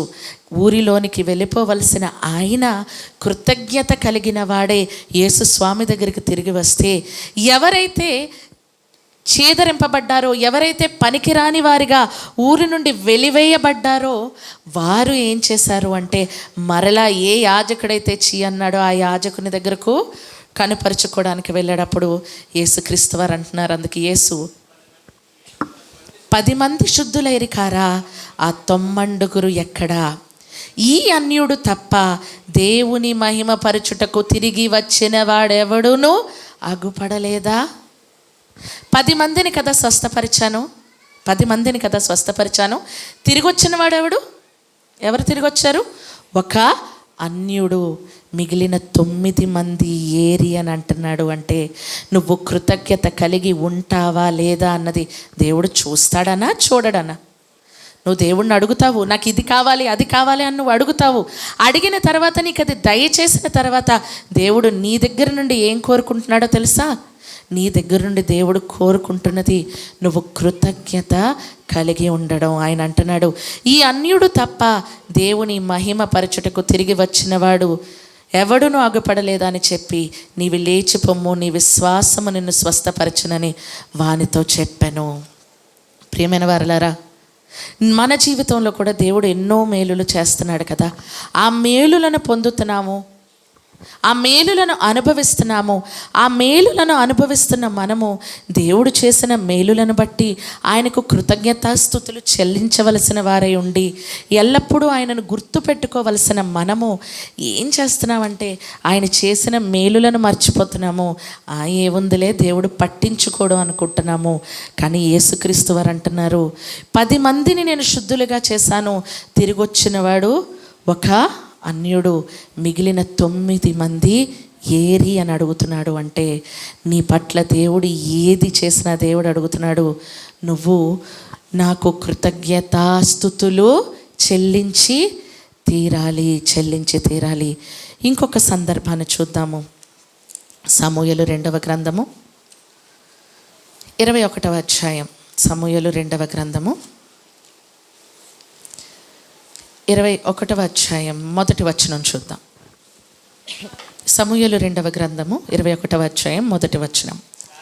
దావీదు కాలమున 3 సంవత్సరములు విడవకుండా కరువు కలుగగా దావీదు యెహోవాతో మనవి చేసెను. దావీదు కాలంలో ఏం కలిగిందంట? 3 సంవత్సరాలు కరువు కలిగింది. కరువు కలిగినప్పుడు దావీదు యెహోవాతో మనవి చేశారు. కరువు కలిగిందంటే ఏం పడాలి? వర్షం పడాలి. మరి 3 సంవత్సరాలు దేవునికి మనవి చేశాడు. మనవి చేసిన తర్వాత దావీదు గారు ఏం చేస్తే మరలా వర్షం పడింది? అర్థం చేసుకోవాలి, ఆలోచించాలి కదా మనం. 3 ఏండ్లు కరువు వచ్చింది, 3 ఏండ్లు దావీదు గారు మనవి చేస్తూనే ఉన్నారు. 3 ఏండ్లు కురవని వర్షం సడన్గా పడింది. ఎందుకు పడింది అని చూడగలిగితే 12వ వచనం నుండి 14వ వచనం వరకు చూద్దాం. అదే 21వ అధ్యాయం 12వ వచనం నుండి 14వ వచనం వరకు. కాబట్టి దావీదు పోయి సౌలు ఎముకలను, అతడు కుమారుడైన యోనాతాను ఎముకలను యాబేష్ గిలాదు వారి యొద్ద నుండి తెప్పించెను. ఫిలిష్తీయులను గిల్బోవాలో సౌలును హతము చేసినప్పుడు వారు సౌలునకు యోనాతానును బెత్షాను పట్టణపు వీధిలో వ్రేలాడగట్టగా యాబేష్ గిలాదు వారి ఎముకలను అచ్చటి నుండి దొంగిలి తెచ్చి ఉండేది. కావున దావీదు వారి యొద్ద నుండి సౌలు ఎముకలను, అతని కుమారుడైన యోనాతాను ఎముకలను తెప్పించెను. రాజాజ్ఞను బట్టి ఉరితీయబడిన వారి ఎముకలను జనులు సమకూర్చిరి. సౌలు ఎముకలను, అతని కుమారుడైన యోనాతాను ఎముకలను బెన్యామీనీల దేశంనకు చేరిన సేలాలోనున్న సౌలు తండ్రియగు కీషు సమాధి యందు పాతిపెట్టిరి. రాజు ఇలాగు చేసిన తర్వాత దేశము కొరకు చేయబడిన విజ్ఞాపనము దేవుడు అంగీకరించెను. 3 ఏండ్లు కరువు. దావీదు గారు మనవి చేస్తూనే ఉన్నారు, దేవా ఏంటయ్యా ఇది, ప్రజలు ఇబ్బంది పడుతున్నారు అని. ఇంతలో దావీదు గారికి ఒక ఆలోచన వచ్చింది. దావీదు గారు యోనాతాను మంచి స్నేహితులు. ఈరోజు ఫ్రెండ్షిప్ డే అని అందరూ మాట్లాడుకుంటున్నారు కదా. ఎలాంటి ఫ్రెండ్స్ ఉన్నారు అంటే, మార్కులు ఎక్కువ వచ్చాయి అని చెప్పి ఒక ఫ్రెండ్ ఇంకో ఫ్రెండ్ మొహం మీద యాసిడ్ వేస్తారు. తనకన్నా తను ఫేమస్ అవుతుంది అని ఒక ఫ్రెండ్ ఇంకొక ఫ్రెండ్ని చంపేశాడు. ఇన్స్టాగ్రామ్లో రీల్స్ ఎక్కువ పంపుతున్నాడని ఇంకొకటి తన స్నేహితుడిని చంపేశాడు. ఇలాంటి స్నేహాలు ఉంటున్న ఈ రోజుల్లో దావీదు గారిది యోనాతానుది ఒక అద్భుతమైన ఫ్రెండ్షిప్, అద్భుతమైన స్నేహం.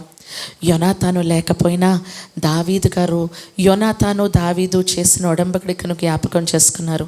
ఇదిగో నేను రాజైతే నీకేం కాకుండా చేస్తాను, నేను జ్ఞాపకం చేసుకుంటాను. ఇదిగో నువ్వు రాజైతే నువ్వు కూడా అలాగే చేయాలి. దావీదు ఏం చేశారు అంటే, సౌలు ఎముకలను, యోనాతాను ఎముకలు ఎక్కడున్నాయి, యాబేష్ గిలాదు వారు తీసుకుని వెళ్ళిపోయారు అని చెప్పి వారి దగ్గరికి వెళ్ళి ఎముకలను తీసుకుని వచ్చి మరలా సౌలు తండ్రి కీషు సమాధి యందు పాతి పెట్టారు. ఎప్పుడైతే పాతి పెట్టారో రాజు ఇలాగూ చేసిన తర్వాత దేవుడు ఏం చేశాడు? చదవండి, అక్కడ ఏముంది? దేశము కొరకు చేయబడిన విజ్ఞాపనను దేవుడు అంగీకరించెను. దావీదు కృతజ్ఞత కలిగి ఉన్నాడు. ఆ రోజు నన్ను గుర్తించాడు కదా, నన్ను సపోర్ట్ చేశారు కదా, ఎన్ని జరిగినా నన్ను నిలబెట్టారు కదా. ఇదే సౌలు, ఇదే యోనాతాను. వారు అన్యులలా ఎక్కడో ఉండిపోవడం ఏంటి? వారి ఎముకలను తిరిగి తీసుకొని రావాలి అని తీసుకొని వచ్చి పాతి పెట్టిన తర్వాత దేవుడు ఏం చేశాడు అంటే వారి విజ్ఞాపనను విన్నాడు. ఇంతకీ యాబేష్ గిలాదు వారు సౌలు ఆ ఎముకలను, శరీరమును ఎందుకు తీసుకొని వెళ్ళిపోయారు చనిపోయిన తర్వాత?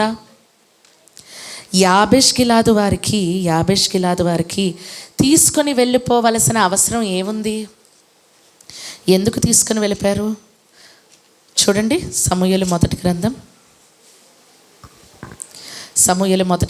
11వ అధ్యాయం మొదటి వచనం. సమూయేలు మొదటి గ్రంథం 11వ అధ్యాయం మొదటి వచనం. అమ్మోనీయుడైన నాహాషు బయలుదేరి యాబేష్ గిలాదుకు ఎదురుగా దిగినప్పుడు యాబేష్ వారందరూ మేము నీకు సేవ చేయదము, మాతో నిబంధన చేయమని నాహోషుతో అనిరి. అమ్మోనీయులు చంపేయడానికి వచ్చారు. ఈలోపు ఏం జరిగిందో చూడండి 4-5 వచనాలలో. దూతలు సౌలు గిబియాకు వచ్చి జనులకు ఆ వర్తమానము తెలియజెప్పగా జనులందరూ బిగ్గరగా ఏడ్చిరి. సౌలు పొలము నుండి పశువులను తోలుకొని వచ్చుచు జనులు ఏడ్చుటకు హేతువేమని అడగగా వారు యాబేషు వారు తెచ్చిన వర్తమానమును అతనికి తెలియజేసిరి. సౌలు ఆ వర్తమానము వినగానే దేవుని ఆత్మ అతని మీదకి బలముగా వచ్చెను. అతడు అత్యాగ్రహుడై ఒక కాడి ఎడ్లను తీసి తునకలుగా చేసి ఇశ్రాయేలీల దేశంలోని నలుదిక్కులకు దూతల చేత వాటిని పంపి సౌలుతోనూ సమూయేలుతోనూ చేరుకుండు వాడెవడో వాని ఎడ్లను నేను ఈ ప్రకారముగా చేయదనని వర్తమానము చేశాను. 8వ వచనం. అతడు బెజకులో వారిని లెక్క పెట్టగా ఇశ్రాయేలు వారు 3,00,000 మందియు, యూదావారు 30,000 మంది అయిరి. అప్పుడు రేపు మధ్యాహ్నములోగా 9వ వచనం. అప్పుడు రేపు మధ్యాహ్నములోగా మీకు రక్షణ కలుగునని యాబేష్ గిలాదు వారితో చెప్పుడని వచ్చిన దోతలతో ఆజ్ఞనిచ్చి వారిని పంపివేసెను.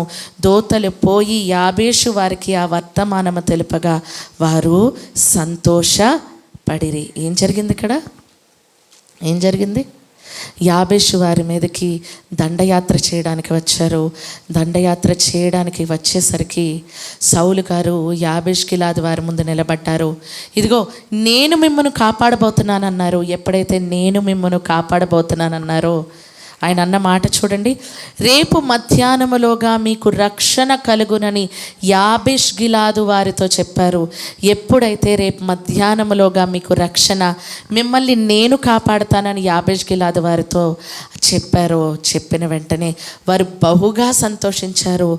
కృతజ్ఞత కలిగిన వారే ఏం చేశారో చూడగలిగితే సమూయేలు మొదటి గ్రంథం 31వ అధ్యాయం 8-13 వచనాలు. సమూయేలు మొదటి గ్రంథం 31వ అధ్యాయం 8-13 వచనాలు. మరునాడు ఫిలిష్తీయులు హతమైన వారిని దోచుకుని వచ్చి గిల్బోవా పర్వతం మీద పడిపోయిన సౌలును అతని 3 కుమారులను కనుగొని అతని తలను ఛేదించి అతని ఆయుధములను తీసి తమ బొమ్మల గొల్లలో జనులలోను జయవర్తమానము తెలియజేటిక ఫిలిష్తీయుల దేశంలో నలుదిశలు వాటిని పంపిరి. మరియు వారు అతని ఆయుధములను అష్టారోతు దేవి గుడిలో ఉంచి అతని మొండెమును బెత్షాను పట్టణపు గోడకు తగిలించిరి. 11 అయితే ఫిలిష్తీయులు సౌలుకు చేసిన దానిని గూర్చిన వార్త యాబేష్గిలాదు వారు విని బలశాలులందరూ లేచి రాత్రి అంతా నడిచి సౌలు మొండెమును అతని కుమారుల కళేబరమును బెత్షాను పట్టణపు గోడ మీద నుండి దించి యాబేషునకు తిరిగి వచ్చి వాటిని దహనము చేసి వాటి శల్యములను తీసి యాబేషులోని పిచ్చుల వృక్షము క్రింద పాతిపెట్టి 7 దినములు ఉపవాసముండిరి. వారి పట్ల చేసిన మేలును జ్ఞాపకం చేసుకున్నారు. కృతజ్ఞత కలిగిన వారే ఏం చేశారు అంటే సౌలును ఫిలిష్తీయులు చంపేశారు, మొండెమును తలను వేరు చేశారు అని తెలియగానే బలశాలులు బయలుదేరి ఆ రాత్రి అంతా నడిచి సౌలు శరీరము మొండెమును తలను తన కుమారుల కళేబరములను తీసుకొని వచ్చారు. వాటిని పాతి పెట్టడం కాకుండా 7 దినములు ఉపవాసం ఉన్నారు. ఏం చేశారు? 7 దినములు ఉపవాసం ఉన్నారు. ఎందుకున్నారు? కృతజ్ఞత. ఒకనాడు సౌలు మేము హతమవ్వకుండా మమ్మల్ని కాపాడాడు కదా, అలాంటి సౌలు ఈరోజు చనిపోయి ఇలాగా బయట వేలాడుతూ ఉంటే మేము దీనిని చూడలేము అని చెప్పి ఆయన కళేబరమును ఆయన కుమారుల కళేబరములను తీసుకుని వచ్చి పాతిపెట్టారు. అర్థమవుతుందా కృతజ్ఞత ఎలా ఉందో? యాబేష్గిలాదు వారి దగ్గర నుండి దావీదు తీసుకొని వచ్చారు. యాబేష్గిలాదు వారి దగ్గర ఎందుకు ఉంది అంటే సౌలు వారి పట్ల చేసిన మేలును బట్టి యాబేష్గిలాదు వారు కృతజ్ఞత కలిగి ఉన్నారు. ఇంతకీ సౌలు ఎందుకు యాబేష్గిలాదు వారికి సహాయం చేశారు? సౌలు ఎందుకు చేశారు అంటే ఒక లేవీయుని ఉపపత్నిని చంపేస్తారు కదా. చంపేసినప్పుడు బెన్యామీనీలందరినీ చంపేస్తారు. 600 మంది మాత్రమే మిగులుతారు. మిగిలి ఉన్న సమయంలో మన గోత్రము అభివృద్ధి చెందదు, మన గోత్రంలోనికి ఎవరైనా కావాలి, ఏం చేద్దాం అన్నప్పుడు మిగిలిన 11 గోత్రాల వారు అంటారు, మా గోత్రములో నుండి స్త్రీలను మీకు ఇవ్వమంటారు. అప్పుడు వారు ఎవరి కుమార్తెలను తెచ్చుకుంటారు అంటే యాబేష్గిలాదు వారి కుమార్తెలను తెచ్చుకుంటారు. తెచ్చుకున్నది ఎవరికి గుర్తుంది? సౌలు గారికి గుర్తుంది. ఈరోజు మన మధ్య ఉన్నవారెవరు? యాబేష్గిలాదు వారు 6 రోజు ఇచ్చిన స్త్రీలే కదా, వారి వలనే కదా మన గోత్రం అభివృద్ధి చెందింది. ఈరోజు వారికి సమస్య వస్తే మనం ఏం చేయాలి? నిలబడాలని యుద్ధం చేశారు. సౌలు చనిపోయినప్పుడు అతని పట్ల కృతజ్ఞత కలిగిన వారే వీరేం చేశారు? యాబేష్గిలాదు వారు సౌలు శరీరమును తీసుకుని వచ్చారు. సౌలు చనిపోయిన తర్వాత యాబేష్గిలాదు గారి దగ్గర నుండి దావీదు గారు కృతజ్ఞత కలిగిన వారే ఆయన ఎముకలను తీసుకుని వచ్చారంటే కృతజ్ఞత అనేది ఎలా చైన్లా ఉందో చూసారా? మనమేమంటావు? నువ్వు నాకేమైనా చేసావా? మా అమ్మకో నాన్నకో చేస్తావు, మా తాతకి చేస్తావు అంటావు. ఆ రోజు నీ తాతకి చేయకపోతే, నీ తండ్రికి చేయకపోతే ఈరోజు నువ్వు నేను ఉండేవాళ్ళమా? దేవుడు అంటున్నాడు కృతజ్ఞత కలిగి ఉండాలి. కృతజ్ఞత కలిగి ఉంటే ఆయన అంటున్నాడు నీ జీవితంలో ఎన్నో మేలులు జరుగుతాయి. చూడండి 100వ కీర్తన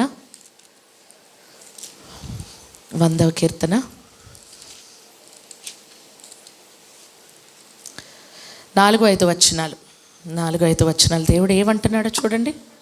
స్తుతి అర్పణ కీర్తనిది, కృతజ్ఞతార్పణలు చెల్లించుచు ఆయన గుమ్మములలో ప్రవేశించుడి, కీర్తనలు పాడుచు ఆయన ఆవరణములలో ప్రవేశించుడి, ఆయనను స్తుతించుడి, ఆయన నామమును ఘనపరచుడి.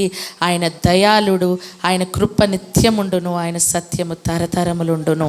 కృతజ్ఞతార్పణలతో చెల్లించుచు ఆయన గుమ్మములలో ప్రవేశించుడి, కీర్తనలు పాడుచు ఆయన ఆవరణములో ప్రవేశించుడి, ఆయన స్తుతించుడి, ఆయన నామమును ఘనపరచుడి అని అంటున్నారు. అంటే ఆయన చేసిన మేలులను మరిచిపోమనా, ఎప్పటికీ గుర్తుపెట్టుకొని ఎప్పటికీ ఆయనకు కృతజ్ఞతాస్తుతులు చెల్లిస్తూనే ఉండాలన్నా. 107వ కీర్తన మొదటి 2 వచనాలు. 107వ కీర్తన మొదటి 2 వచనాలు. యెహోవా దయాళుడు, ఆయనకు కృతజ్ఞతాస్తుతులు చెల్లించుడి, ఆయన కృప నిత్యముండును. యెహోవా విమోచించిన వారు ఆ మాట పలుకుదురు. యెహోవా దయాళుడు, ఆయనకు కృతజ్ఞతాస్తుతులు చెల్లించుడి. ఆయన కృప నిత్యముండును. యెహోవా విమోచించిన వారు ఆ మాట పలుకుదురు. ఈరోజు నిన్ను నన్ను ఆయన విమోచించాడు కదా. ఈరోజు మీకు రక్షణ వస్తుంది అని ఆ రోజు సౌలు యాబేష్ గిలాదు వారితో పలికినప్పుడు వారు ఎంతగానో సంతోషించారు కదా.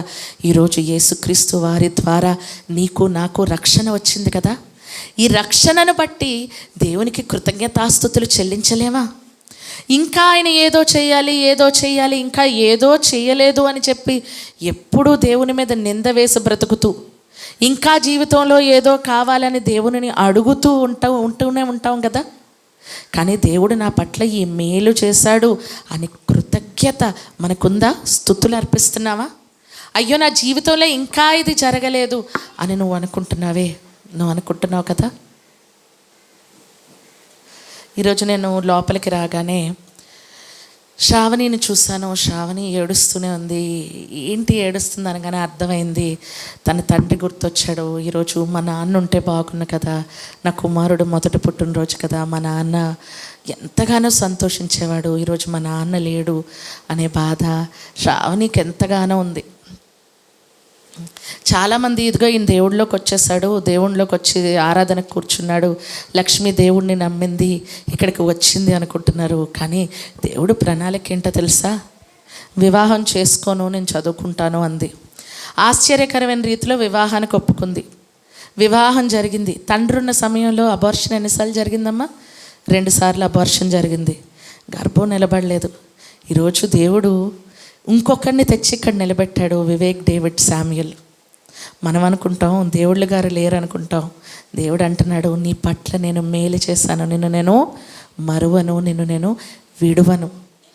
నువ్వు ఆయన లేరు అనుకుంటున్నావు, కానీ చిన్ననాటి నుండే దేవునిలో పెంచటానికి నీకు ఒక గర్భఫలాన్ని ఇచ్చాను.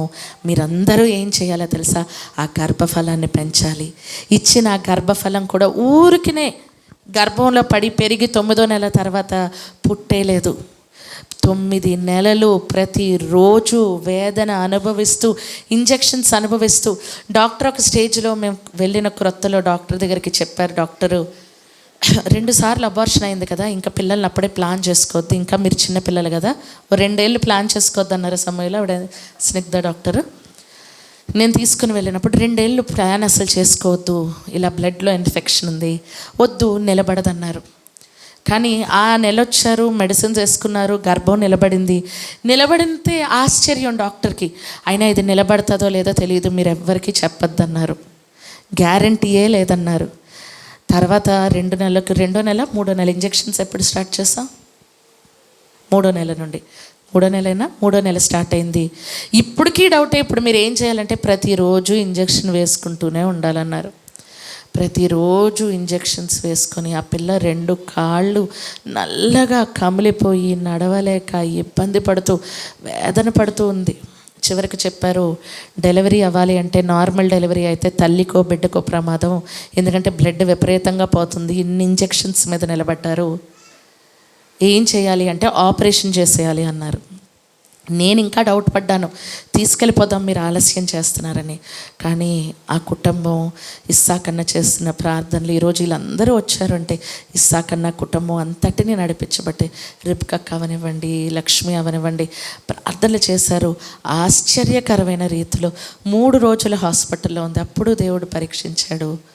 ఒక ఆరోగ్యవంతమైన ఏం అడగలేదు, దేవా ఆరోగ్యవంతమైన శిశువునివ్వు నాయనా. ఎంత అందమైన బిడ్డను దేవుడిచ్చాడు అంటే, ఎప్పుడు సమూయేలుకి శ్రావణికి ఒకటే చెప్తాను, ఒరే దేవుడు బహుమానం, నీకు ఇబ్బంది పడిన ఒక బహుమానం ఇస్తాడు. ఎలాంటి బహుమానాన్ని ఇస్తాడంటే అందరూ తల తిప్పి చూసేలాంటి బహుమానాన్ని ఇస్తాడు అని. వాడిని దగ్గరికి వచ్చాడక్క, శ్రావణి స్కూల్కి తీసుకొని వెళ్ళానక్క, స్కూల్లో వాళ్ళందరూ వీడిని ముద్దులాడేస్తున్నారక్క, ఎత్తుకుంటున్నారక్క, వీడిని ఎక్కడికి తీసుకెళ్తే అక్కడే అందరూ పట్టుకుంటున్నారు. అది దేవుడు నీ పట్ల చేసిన మేలు. ఇప్పుడు ఆయన చేసిన మేలును బట్టి మనం ఏం చెల్లించాలి? ఆయనకి కృతజ్ఞతాస్తుతులు చెల్లించాలి. అమ్మ ఇక్కడ కూర్చున్నారు కదా, అందరూ ఈజీగానే కదా, అందరికీ చాలా మటుకు డెలివరీ అయిపోయింది. మీకు ఆ స్థితిలోనికి దేవుడు రానివ్వలేదు కదా. ఒక దేవుళ్ళు గారు లేనట్టు లక్ష్మీ కుటుంబంలో జరిగినట్టు మన ఎవరికి జరగలేదు కదా. కుటుంబాలలో మా కుటుంబంలో జరిగింది, లక్ష్మీ కుటుంబంలో జరిగింది జరగలేదు కదా. మీ ఇంట్లో దేవుడు యజమానులను కాపాడుతూనే ఉన్నాడు కదా. ఇలాంటివి మా కుటుంబాల్లో జరిగినా మేమేమనుకున్నామో తెలుసా, ఇంతకాలమైనా దేవుడు మాతో ఉంచాడు, దేవా నీకు వందనాలు. దేవా చివరి దశలోనైనా నిన్ను తెలుసుకునేలా చేసావు దేవా, నీకు కృతజ్ఞతాస్తుతులు చెల్లిస్తున్నాం. ఈరోజు నువ్వు దేవునికి తెలుసుకోవడానికి, నువ్వు దేవునికి కృతజ్ఞతాస్తుతులు చెల్లించడానికి ఈరోజు నీ కుటుంబంలో అలాంటిది ఏమైనా కావాలా? నిలబడతారా? అసలు అలాంటిది ఏమైనా వస్తే ముందే దూరంగా పారిపోము. ఏది రాకముందే ఇప్పుడు దాకా దేవుడు నీ పట్ల చేసిన ప్రతి మేలుని జ్ఞాపకం చేసుకొని దేవునికి నువ్వు చేయాల్సింది ఏంటో తెలుసా, కృతజ్ఞతాస్తుతులు చెల్లిస్తూనే ఉండాలి. ఈ ప్రాంతాన్ని కాపాడుతున్నారు, ఈ కుటుంబాన్ని కాపాడుతున్నాడు, నీ పిల్లలను కాపాడుతున్నాడు. ఈ మధ్యకాలంలో పిల్లలు కోల్పోయిన తల్లిదండ్రులు ఎంతమంది ఉన్నారో తెలుసా? ఇలా బండి మీద వెళ్తూ అలా లారీ గుద్దు చనిపోయి ముక్కలైపోయి చనిపోయారు. తల్లిదండ్రులు కోల్పోయిన బిడ్డలు ఎంతమంది ఉన్నారో తెలుసా? ఆ తల్లి పక్కన బిడ్డను పడుకుంది, నిద్రలోనే బిడ్డ చనిపోయాడు. ఎంతమంది ఉన్నారో తెలుసా? ఇవేవి నీ జరగకుండా నీ కళ్ళ ముందే నీ బిడ్డలతో నీ కుటుంబంతో నువ్వు కూర్చున్నావు కదా, ఇది చాలదా దేవుడికి కృతజ్ఞతాస్తుతులు చెల్లించడానికి? నీ కాళ్ళు చేతులు అన్నీ బాగుని ఆయుష్తో నేను ఇక్కడ కూర్చోబెట్టాడు కదా, ఇది చాలదా నీ కృతజ్ఞతాస్తుతులు చెల్లించడానికి? దేవుడికి కృతజ్ఞతాస్తుతులు చెల్లించాలని కొత్తపల్లి వారు అనుకుంటే 365 రోజులు కూడా ప్రతి వీధిలో కృతజ్ఞతా కూడిక జరుగుతూనే ఉంటుంది, ప్రతి కుటుంబంలో జరుగుతూనే ఉంటుంది. ఎందుకంటే ప్రతి కుటుంబంలోనూ దేవుడు అన్ని మేలులు చేస్తూనే ఉన్నాడు. ఇప్పుడు మేలులు అడిగితే ఎంత తడుకుంటాం చెప్పండి, ఓ 2-3 చెప్పడానికి. ఈరోజు ఇంటికి వెళ్తావు కదా, ఆలోచించు, నువ్వు పుట్టిన దగ్గర నుండి నిన్ను ఎంతగా కాపాడాడో, నిన్నిక్కడ కూర్చోబెట్టడానికి నీ తల్లిదండ్రులు ఎంతగా కాపాడాడో, నీ తల్లిదండ్రులు ఉంచడానికి వారి తల్లిదండ్రులు ఎలా కాపాడాడో, నువ్వు ఇక్కడ ఉన్నావంటే ఎన్ని తరాలు నిలబడితే వచ్చావో. కనుక యేసుక్రీస్తు వారి ద్వారా మనందరి ఆత్మలకు రక్షణను అనుగ్రహించినప్పుడు ఆయనకి ఇంకెంతగా కృతజ్ఞతాస్తుతులు చెల్లించాలంటే ఎలా చెల్లిస్తావో తెలుసా? నిన్ను నువ్వు ఆయనకు సమర్పించుకో, నిన్ను నువ్వు ఆయనకు అప్పగించుకో. నేడు అన్న సమయం ఉన్నప్పుడే నీ దేవుడిని తెలుసుకో. ఏది రైట్ ఏది రాంగో నీకు అర్థమైతే ఎప్పుడు చనిపోయినా నా దేవుడి దగ్గరికి నేను వెళ్ళిపోతాననే ధైర్యం నీకుంటుంది. కనుక దేవుడు చేసిన మేలులను మనం మర్చిపోవద్దు, ఎల్లప్పుడూ కృతజ్ఞతాస్తుతులు చెల్లిద్దాము. ఆయన మనలను ఎప్పటికీ విడిచిపెట్టని దేవుడు. కనుక మనకివ్వబడిన ఆయుష్ కాలంలో దేవుని కోసం బ్రతుకుదాము. ఈ ఆయుష్ తీరిన తర్వాత ఆయన సన్నిధిలోనికి మనందరం కలిసి అడుగు పెట్టాలని ఈ నా మాటలు ముగిస్తున్నాను. ప్రార్థన చేసుకుందాం. మహాదేవ, మహోన్నతుడ, మమ్మల్ని ఆత్మికులుగా ప్రేమించిన మా కన్న తండ్రి, మా నాయన, అడగకుండానే మా బ్రతుకులలో ఎన్నో మేలులు చేశారు. వాటిని బట్టి మీకు స్తుతులు స్తోత్రాలు తండ్రి. ఏమిచ్చి మీరు రుణము తీర్చుకోగలమయ్యా.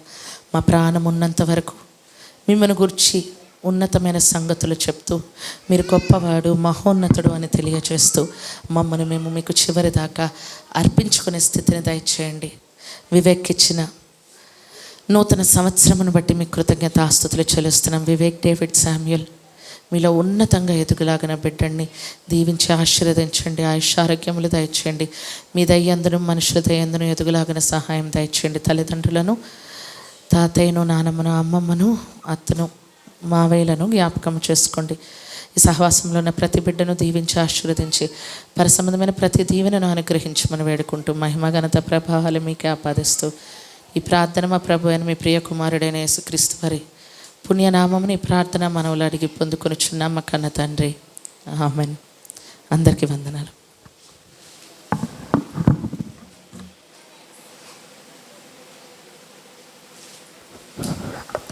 వర్తమానం అందించిన అప్రంజన్ అక్క గారికి ప్రభు పేరట వందనాలండి. మన మధ్య ఉన్నటువంటి సుధాకరణ గారు వచ్చి ప్రభు బాల కార్యక్రమం నడిపిస్తారు.